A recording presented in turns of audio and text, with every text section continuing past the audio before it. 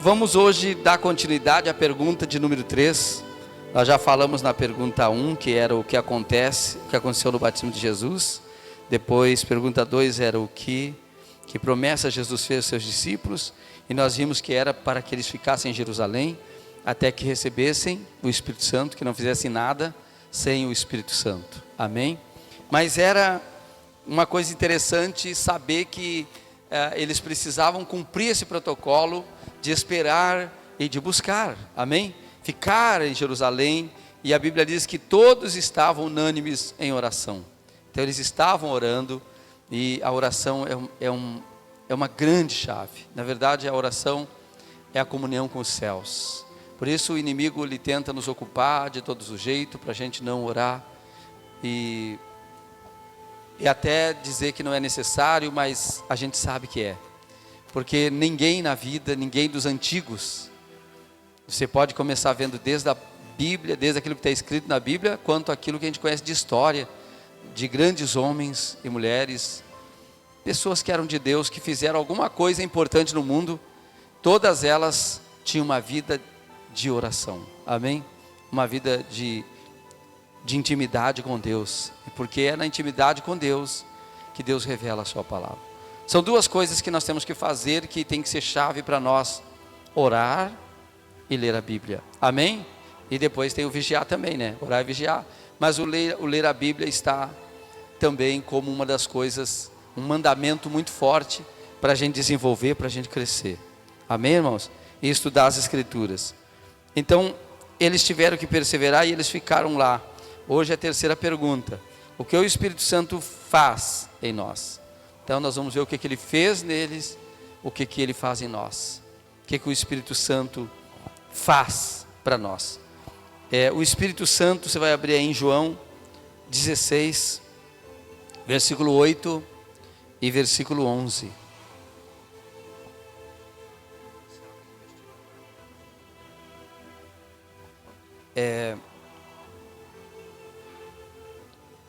João 16, 8 ao 11. E quando ele vier, convencerá o mundo do pecado, da justiça e do juízo.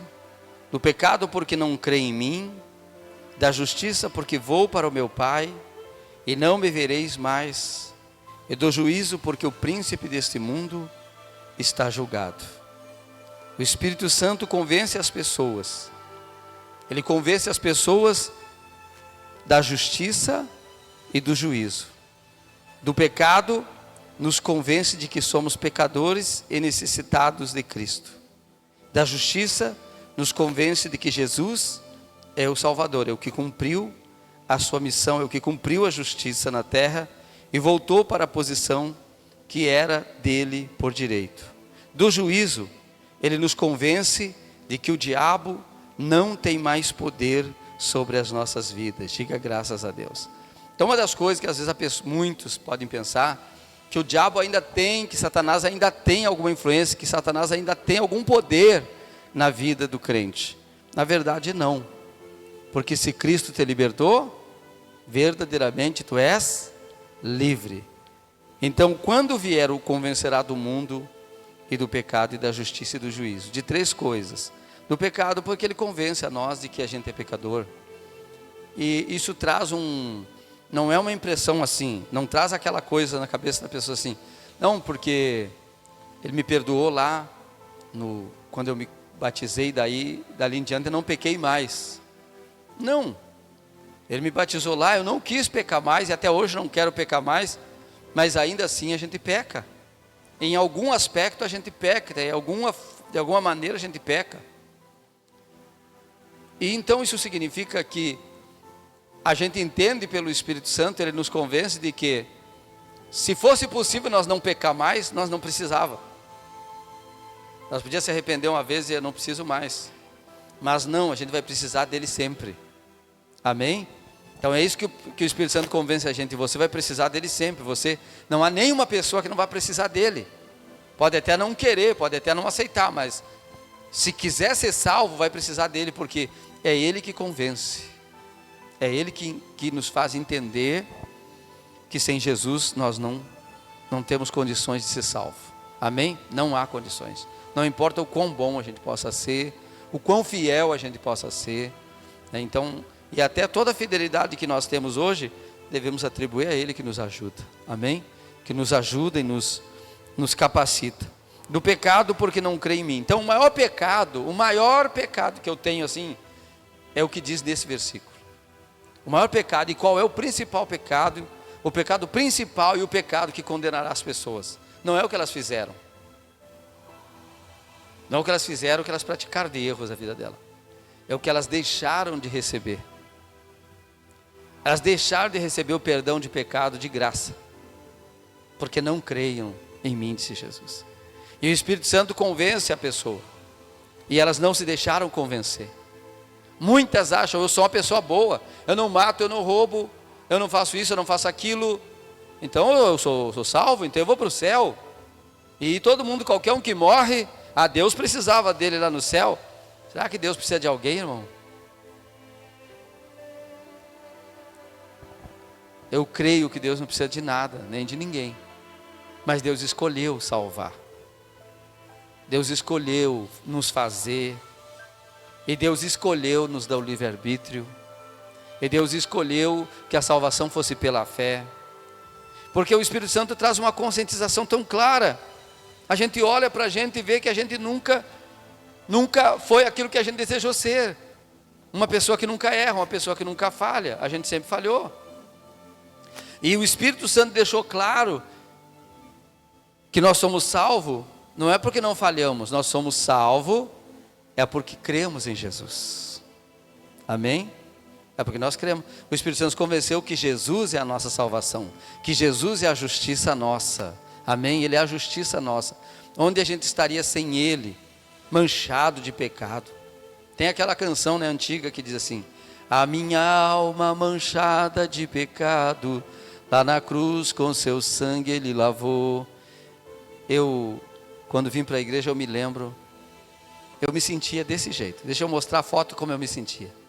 Eu me sentia uma pessoa com uma camiseta branca e uma mancha na camiseta. Eu sentia aquilo. E eu sentia que não tinha como lavar aquele encardido. Quem já viu um encardido na roupa branca aí? Sabe, o encardido não sai mais? Era aquilo, era assim que eu sentia. Não sai mais o encardido, por causa do que eu fiz, por causa das coisas que eu fiz no passado. Então aquilo ficou uma mancha, não tem como sair disso. Eu sabia que não devia fazer tantas coisas, que foi instruído pela casa, pela família. E agora estava manchado, e agora não tinha mais jeito. Mas quando a gente conhece Jesus, o Espírito Santo convence a gente. Ele lava os teus pecados. Ele lava as tuas manchas. Diga glória a Deus. Sabe? E por isso que a gente ouve falar na igreja de dar umas vestes brancas. Porque eu senti que entrei com uma camiseta branca, velha e manchada. Aí de repente ele lavou. E depois, mais do que lavou, ele ainda trocou e deu uma veste nova. Amém, irmãos? Despiu daquela velha veste, daquela velha natureza. Amém? E aquilo a gente não volta a praticar nunca mais. Porque se Ele nos libertou, verdadeiramente somos livres. A gente falha em outros aspectos. Coisas que muitas vezes a gente não considera tão importante, mas não deixa de ser pecado. Um erro, uma palavra, um pensamento. Amém? Não deixa de ser pecado. Mas ainda assim somos salvos. Por quê? Porque cremos em Jesus. E aqueles que não vão ser salvos? Aqueles que falam às vezes do crente, que diz assim: vai na igreja, mas quem não conhece o fulano, quem não conhece o Beltrano, é por isso que eu não vou. Na verdade está botando uma desculpa para não ir, olhando para a pessoa que tem um defeito. Só que a pessoa que tem um defeito está aqui dentro, e pode ser salva com todos os seus defeitos, se ela reconhece que Jesus pode lhe salvar. E aquele que é mais justo, que se acha melhor, que se acha bom, ele fica lá fora olhando e dizendo: não, quando eu morrer eu vou salvo, porque eu não matei, não roubei, não fiz isso, não fiz que nem aquele crente lá, nem fiz que nem aquele outro, nem fiz, por isso eu vou ser salvo. Ele está se justificando, achando que a sua justiça, que a sua bondade vai lhe salvar. Ele esqueceu dos pecados dele, mas o diabo não. Deus não esquece também. Tem que ser pago. Tem que ser pago. E tem só um jeito da pessoa ser salva, alguém tem que pagar, amém? E Jesus pagou, e eu aceitei, você aceitou, o Espírito Santo nos convenceu, teu pecado está pago, tu não deve nada, podem falar mal de ti, mas ninguém pode te condenar, porque não há nenhuma condenação mais para aqueles que estão em Cristo Jesus, que não andam agora segundo a carne, mas agora se estão inclinados para as coisas de Deus, estão inclinados para as coisas do Espírito Santo.